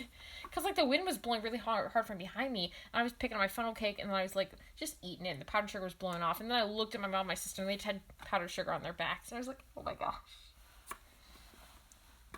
Yeah. And I was like, sorry guys, and I was like brushing them off. It's just, the powdered sugar got everywhere because I looked up and they're just like this white flecks on their backs. So I looked at my funnel cake and I was like, oh no. But yeah, it doesn't make any sense. Like my brain's like, or my body, whatever part controls sensory overload. I was sitting there and I'm like, go into a grocery store and like the sound of like the registers going beep, beep. That's the sound like a lot of times bothers me. And like I've gotten better at stimming and stuff like that in the store, which prevents some of that from happening. So I don't always wear my earplugs anymore, but I did go through a phase where I had to wear them. But a lot of times at a store, like I'll still have some issues. Um, and then, but again, it's like overall, in comparison to a fair, it's like way quieter. But I'm like, brain, you get overstimulated doing basic things, but you do something which is very loud and bright and colorful, and you're like, this is fine. This is cool. Like, it makes no sense to me. So, I'm glad I'm not the only one that's like that, because again, it's confusing, because I'm like, why is it like this, body? The sensory bit, me also with loud rock concerts. I love the adrenaline. Yeah, I wore, because I went to so many concerts, and I was nervous about, like, damaging my hearing. I would wear my concert earplugs so that I didn't get, like, it's still, everything's still incredibly loud, and you can still feel and hear how loud it is, because the concert earplugs don't muffle the sound, but they take away a little bit of it, so it's not like painfully loud, so you don't have like the deafness in your ears after the concert. So I would wear those because I would go to like multiple rock concerts a month, and I was like, that's probably a good time to get the earplugs. But like again, the same thing, and that's a really interesting point, because like I would go to all these concerts. I would be in crowds of like 15, 20,000 people. I mean, not in my little bit of the crowd, but people would be packed like sardines. And I'd be chilling, and I'd be squished up against people trying to walk through a crowd. People everywhere. The loud music and the loud announcements and stuff booming over the speakers, trying to get through the crowd. Loud music blasting. And I'd be perfectly fine. I don't think I'd ever get sensory overload from going to a concert. I'd just be like, this is fun. But then, again, I go to the grocery store. I smell fried food cooking. I'm just like, nope. That's so funny. Yeah, it is. It really is a mystery. I'm like, why, brain, are you able to be okay with this one thing, but like not okay with this other thing? My brain's like, one of these things. Maybe it's because like the grocery store is just loud. It's not particularly stimulating. It's just loud. But like a concert or the fair or something is stimulating in a good way, maybe? And exciting, while the store is, not exciting. I don't know. My brain does many things that confuse me, and so does my body. There are many mysteries. But yeah. Alright, cool. So, I'm trying to think.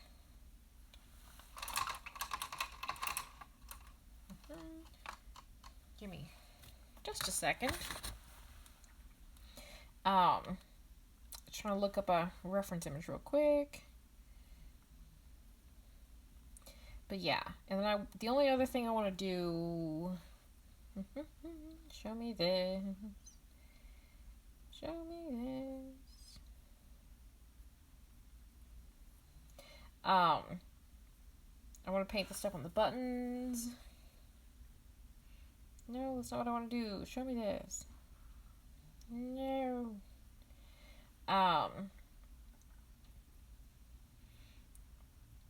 But anyway, so the thing is like, here it is. I want to draw, the only other thing I want to do, I want to draw, like I can picture her wearing like a little choker necklace. So I want to draw that. Just, give me just a second. Trying to see if Pinterest will let me look at the Lili board or not. That is the game that I'm playing with. Like, with this. Stop telling me that, Pinterest. Pinterest is like, ha. I'm like, no.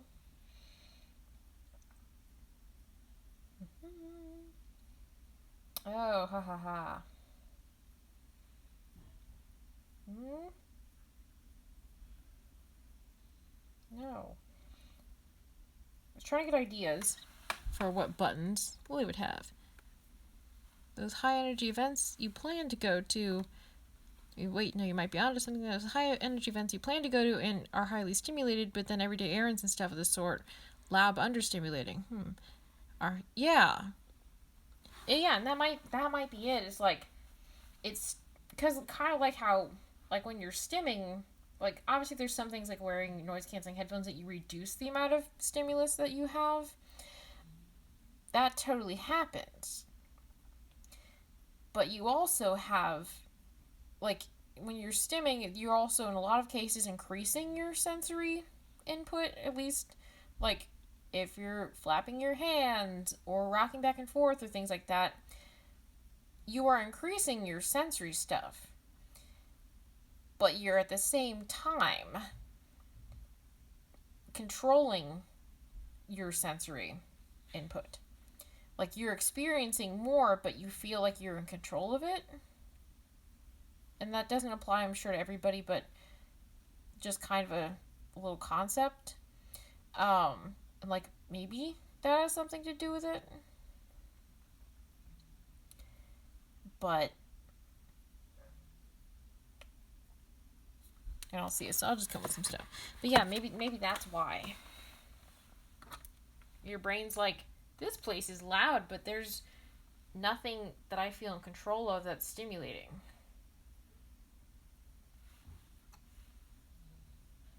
So I can picture that maybe being maybe why. And because you're planning to go somewhere fun, then maybe you're like, your brain's a little more okay with it. Because you're like, oh, this is cool. Whereas at the store, your brain's like, it's not so exciting. So it's like, this is boring and loud. And there's too many people near me.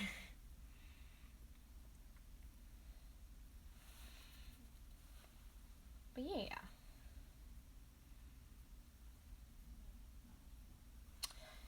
Alrighty. And I'm trying to think what to put on her buttons.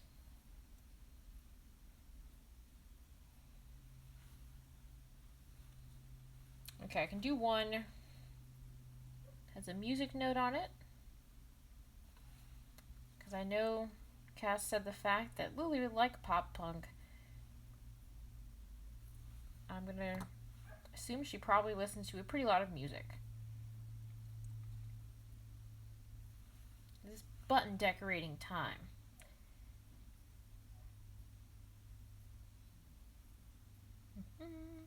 Oh, and real quick before I forget, I want to put a little dab of white. Nope, not that paintbrush. I was like, this will be a good paintbrush, I say. It wouldn't have been a good choice. Not with those bristles.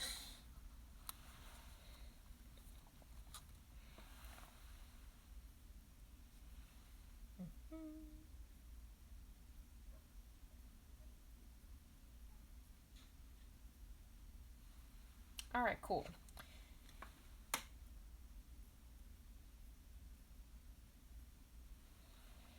It's nice to be getting a lot less nervous about painting people.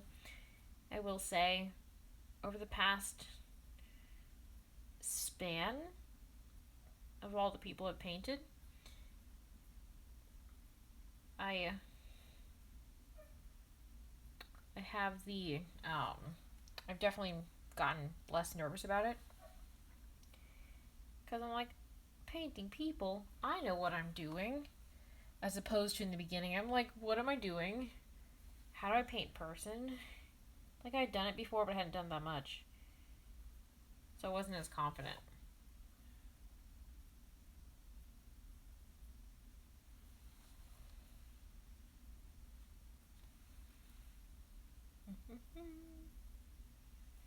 And yeah, next week on the stream, I'll probably be painting either Dimitri or Birin. depending on my level of confidence about painting a dragonborn. When I do, Ren will be the first non-human. Well, not true. I have painted Magna, who is a furbolg. Well, not painted, but drawn. But I've never painted a dragonborn before. So that should be interesting.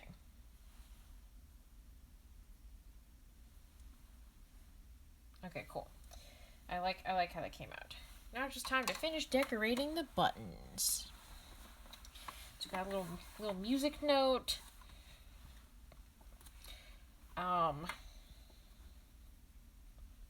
Me going like, what else? I'm gonna draw a little piece of pizza on this one.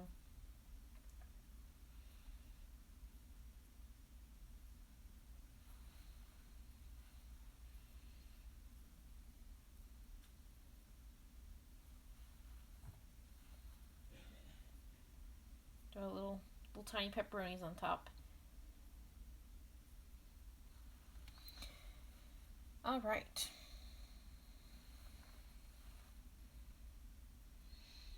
This little one at the bottom is theoretically supposed to be a skateboard, but it's not in the view. But I'm saying, for record, a little skateboard.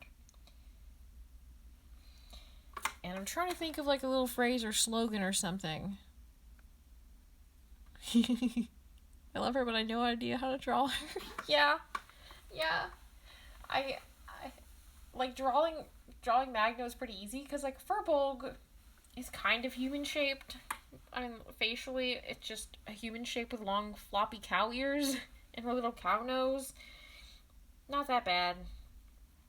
At least not like how I've been drawing him, which is more of a basic 2-dimensional sketch. But Ren, I'm like, this is gonna be challenging, so I may not do her next week. I might do Dimitri. And sometimes Cecil, you have to send me. I know I've seen your drawings of him, like the one you drew in your stream and the one you sketched in your sketchbook. But sometimes you'll have to send me some reference images for Claudius again, so that I can, because he is one of the NPCs, so I'm also going to paint him at some point. I don't know when, but just sometime when you think of it. If you send those, then I'll have them. So whenever I do end up painting him, then I'll be like, oh, okay. And I'll have all the stuff. Because I'm looking forward to painting him. Because I did Richard. I'm like, I gotta do him also. Claudius is so good. I love the little dynamic and welcome to Nexilis between him and Richard. But yeah. I'm trying to think of a little slogan to put on. That's what I'm sitting there thinking about right now. Thank you! Thank you, Chelsea. Thank you, Cecil. I'm so glad. I've had a lot of fun painting her, and I'm glad that you'll like how she's turning out. Yeah. Definitely send it to me. You can send it to me over Twitter or wherever you want to send it. So I have those reference images. But anyways. So yeah. Because I'm trying to kind of do, like I did the first couple characters, I'm like, these are popular. But anyways.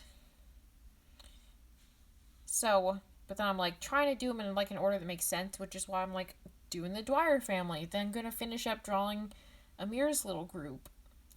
And then I'm like, after that, then I'll think about, because there's other characters, like I'll probably all in a row do Beckett, Durish, and Malik. I'll probably do them all in a row. But anyways. Yeah. Actually, using original Claudius as an example, my commission should be making... Oh, cool! That would be perfect.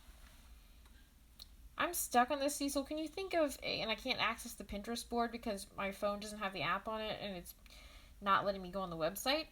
Can you think of like a little phrase or a little slogan that Lili would have on a button? I know there were some buttons, I think, on her Pinterest board, but I can't see what they are and I can't remember like what they were. So if you can think, like if you can't think of it, it's okay.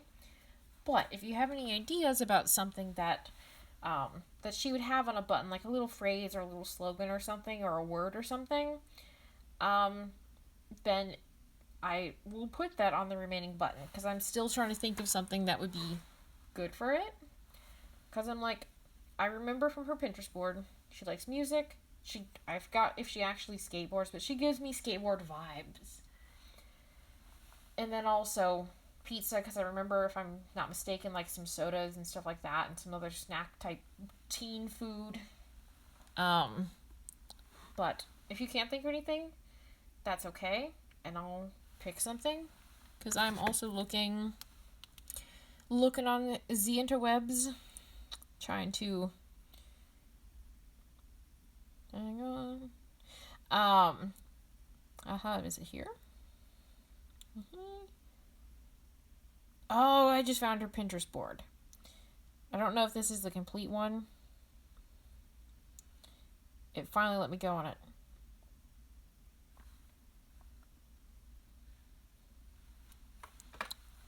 Okay. Unless you have something else, I will do a very tiny font of "Fight Like a Girl." Because I finally was able to access your Pinterest board. Pinterest is like, download the app, and I'm like, hey Pinterest, I tried to download the app and told me my phone software was too old for it. So that's why it didn't happen. So I'm going to do very tiny lettering. I knew she had some kind of, like, feminist type phrase that was cool. But then I'm like, but what was it though? So yeah, it's going to say "Fight Like a Girl."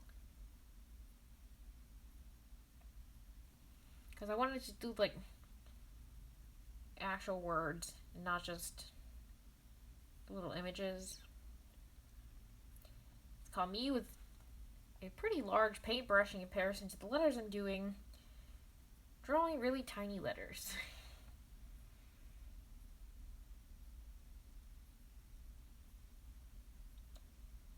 But yeah, I've painted many tiny letters before. They still don't get any easier. Just get a little bit more confident in my ability to do them without messing up. Right, like A, and then she'll be done.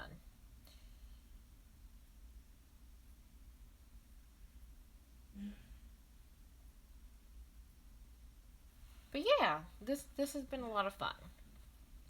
But yeah, so next I'll probably finish Demir's little group, and then I'll probably I might do Claudius in between, because I did Richard first, and then I'll do probably Beckett's little group, and at that point I will have done a lot of the NPCs. I will still have our antagonists, Dalavash, and also Hitchwater McHale. And I feel like I'm also forgetting somebody. Larkin. So there's still those characters, and also I do want to do the player characters at some point, because I love them. The characters are also good. Alrighty. Well, it looks like this is done. Whenever I say, like, this image is done, it's also always me checking over the image. Like, if I can see the person's hand, do they have fingernails? Most importantly, do they have eyebrows?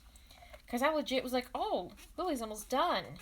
And then I'm like, she doesn't have any eyebrows. It's kind of a little bit important. It's the one thing that I always forget. So, because of that, I'm glad to see that I did not forget eyebrows. And it looks like all, facial features that are supposed to be there are where they should be. And all details that I wanted are there. So it is now done. I have almost all I always forget which social media websites I put all these things on. I do have a lot of the ones put up on Instagram. I still have to post Walter's, and then I'll also post Lily's, and then I'll be all caught up with those being on my Instagram. But I will scan this soon. I've been a lot better about actually scanning these when I've done it. Oh no, your power went out. I hope it's back on. That sucks when that happens, especially because you're like just chilling and living your life, and then suddenly the power's like bye bye, and it messes things up. So I hope everything's okay with that, and that everything starts back up normally, because that sucks when that happens. Yeah. But yeah, and recently I still have to share the link around because I did it real quick, I think before going to work, and then I forgot about it. But my painting a mirror video is now up on YouTube. So I'll post a link for that if anybody wants to watch the replay of that, or anybody didn't get to see it the first time around and wants to see how it came out and the process. But yeah, here is Lili Dwyer, daughter of Walter Dwyer and niece of Winter Dwyer. Oh, what I wrote on the pin, I wrote "fight like a girl." I think you can see it pretty well on the screen. Thank you. Yeah, I finally was able to access her Pinterest board, and then that was one of the phrases on it, because I remembered seeing something like cool and feminist, but it wasn't just like, say, girl power. Like, I saw on her board there's like a jacket that says it on it, but I was like, I saw the "fight like a girl," and I'm like, yeah, that's what I want to do. So, thank you for trying to come up with something. But yeah, that's why I chose "fight like a girl," because I'm like, that's what she would have. She has her other little buttons. But yeah, thank you so much to everybody for coming out and watching. We'll be live again this upcoming Friday at 2:45 Eastern Standard Time. But yeah, here is Lili Dwyer, all of her fun little buttons and pins and stuff like that. And she is ready to kick some butt and make some mud pies. But mostly kick butt. And kick butt with the mud pies by throwing them into a mud pond. But yeah. Lili is so good, and I'm really pleased with how this came out. So thank you everybody so much for tuning in. As always, I really appreciate all the support and everybody showing up to come chat and watch my stream. So thank you so much, everybody. I hope everybody has a great week and stays safe and has a good time. So bye!